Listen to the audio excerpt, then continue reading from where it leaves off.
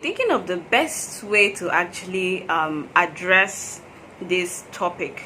Many people are trying to, they preach that in Igbo society, our society was characterized by it being, what word should I use? Accepting, and therefore, we shouldn't look at transgenderism or homosexuality as something that is an abomination in our culture, in our cosmology. Now there are instances all over there, see the Adamma, the feminine masquerade. You have Nemong, Abomong, all these kinds of masquerades, which are basically saying that they are saying a different thing about to these kinds of individual. There is an excuse to say that our society was accepting, and we see men that behave like women, because you see these masquerades, Nemong, Abomong, Adamong,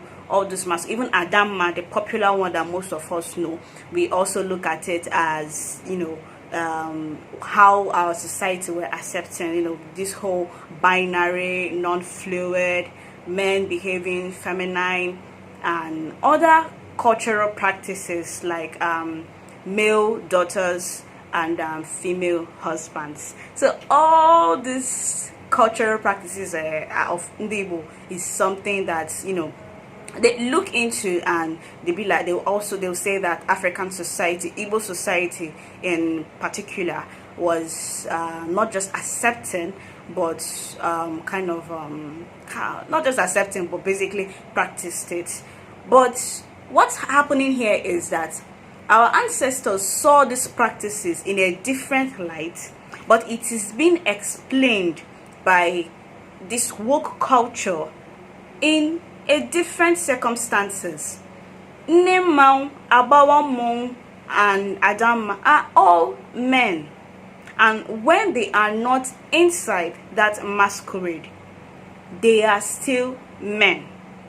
They are not. I would just look at it as them wearing the cloth of a woman, because when you're wearing a masquerade, we call it iyawolo, to wear a cloth, to wear a facade.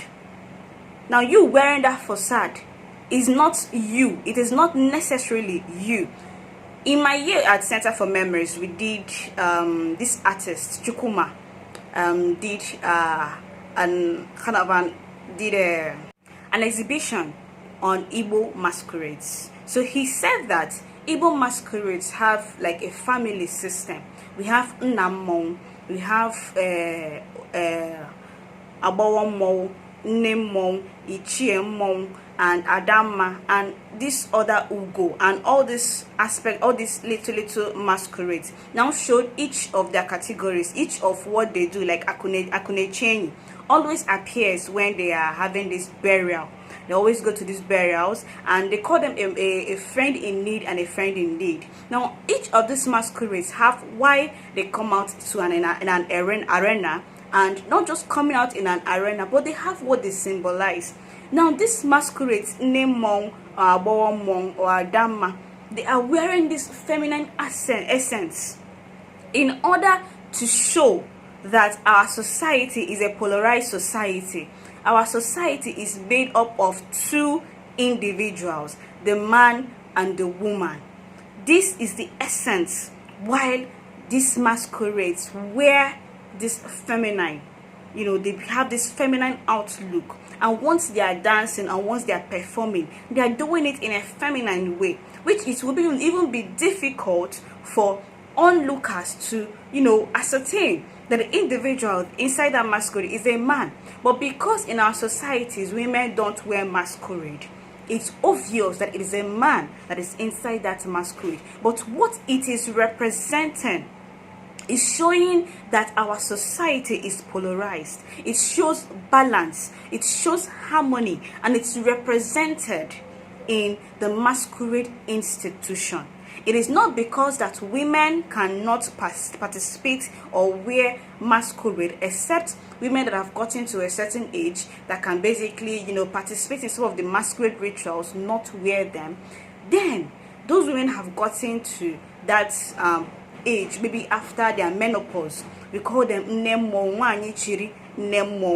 and other institutions that a woman can join once she's actually gotten to that age. But what it is, this culture is showing, is that our society understands the divine balance between the divine feminine and the divine masculine. It does not show that a man can suddenly decide to become a woman, and a woman would decide to become a man.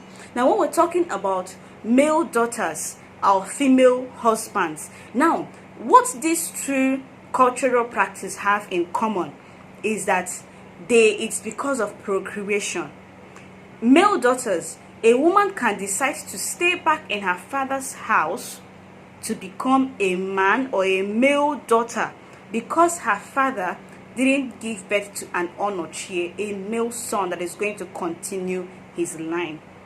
His daughter could decide to stay back in the family and carry on this noble practice and carry on the father's name by giving birth to children or sons that would, take over the father's name and keep on going over there. Now, there are deities in a family that would not allow a woman to necessarily feed it or offer it anything. Not because of the deities being sexist or anything, but it's for some certain reason. The energy there requires a masculine energy. Now, the woman can step in because there is no male, heir to take over. But this can only be temporal until there is a man that is going to take over from that family or from what the mother is doing, and the deity would request that she should revert back to her original role. In the aspect of female husbands, women going out to get married to, or to marry women and bring inside their family, like the Omo of Anyoma does, or Omo in Onitsha. Just that I don't even know if Onitsha still has an Omo, but Anyoma still has an Omo, and she has her female wives. Now, what this practice is trying to tell you here is that a woman might not have a child or a male son for the husband, and the husband dies, and she decides to marry in a wife to birth sons for the dead husband, therefore continuing that lineage. Now, it's essential for us to know that this practice, there is no intimacy between these women, which is the core thing about talking about lesbianism, homosexuality, transgenderism. So these women are playing a role of a man, and these men are playing a role of a woman, does not mean that that's what they are. They do not feel within them that they don't feel within them that they are men or they are women. The women who are playing the role of male daughters and female husbands are still playing their feminine role. They are not wearing the men's clothing as a way to show the society that they've decided to abandon their original gender, their biology, and seeking to take hormones and move over to the next. And this is not our society is not homophobic. It doesn't preach hate, in the sense that you can do what you want to do, but don't forget that there are consequences attached to it. So in our society, our ancestors abhor murder,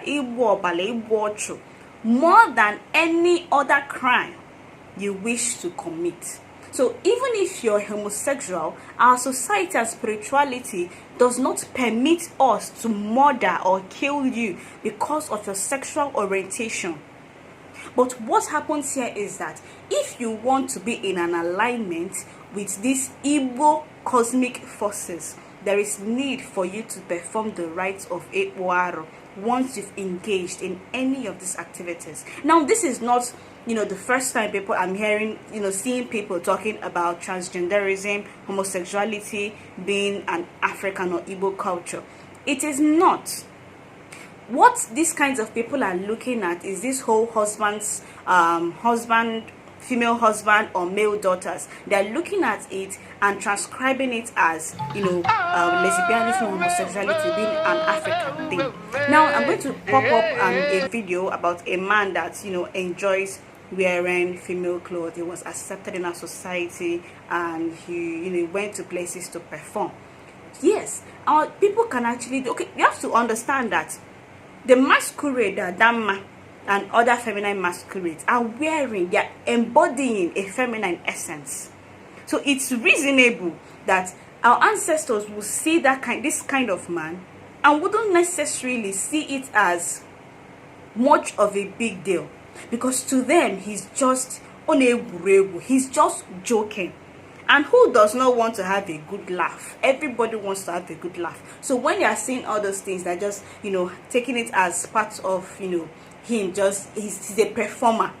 They're taking it as in him being a performer, and by virtue of him being a performer, they're not going to take anything serious with it. But if his bedroom activities requires that he lays with a man, then by the dictates of our spirituality and our culture, he would go through the rites of Ewar. There is no two ways about it. This is how it's done. Now, if you're looking for my source, I can definitely take you to places that you're going to get this information. And it's not us being bigots, it's not us being transphobic or homophobic, but it is us sticking to the laid down principles of our spirituality. And if you like these videos, don't forget to continue, and please let us not push this narrative that our society accepted transgenderism and homosexuality is a huge thing.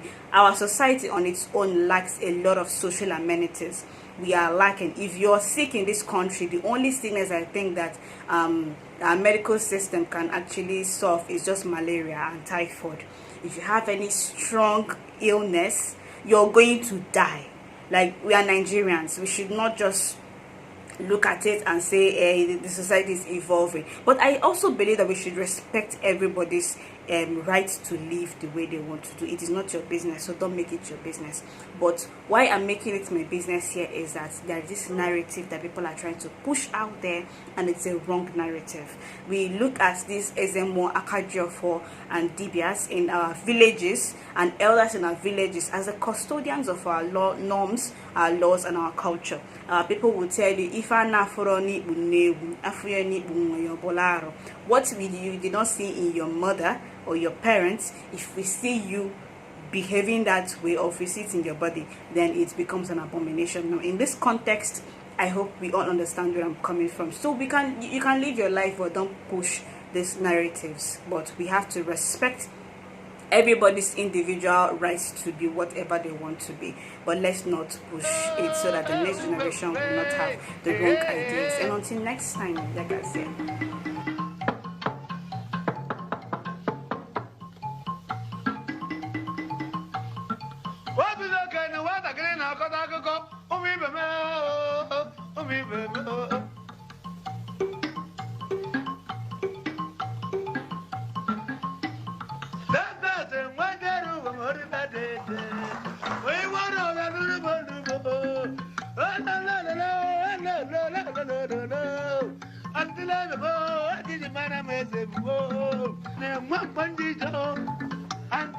Mommy, what happened when them on no?